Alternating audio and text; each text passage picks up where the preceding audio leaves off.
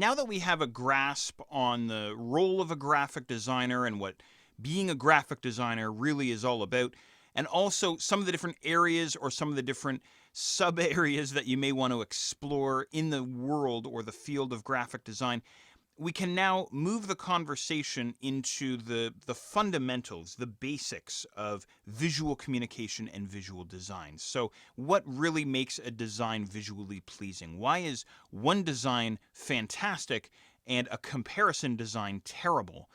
Well, you and I look at designs, look at layouts all the time in magazines or online or on billboards when we're commuting to work or wherever we might be, and some of them draw us in and others repel us. Why? Well, sometimes it's hard for us to actually fundamentally figure out why something works and why something doesn't work. But what I've done here is I've broken everything down into 5 simple principles that we're going to explore each one at a time.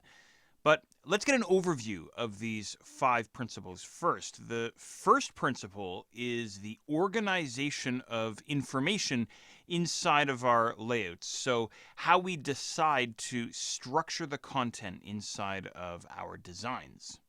And then we'll talk about the alignment of objects, again, inside your layout. And this is universal, by the way, whether, again, it's a billboard, a business card, a web layout, a DVD interface, it's universal.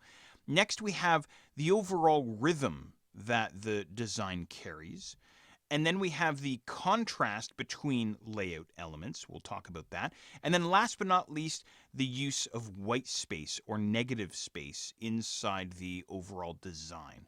So what we'll do now is we'll go and explore each of these sections individually, and I'll give you lots of info on each of them to give you a solid foundation on building your own visually pleasing designs.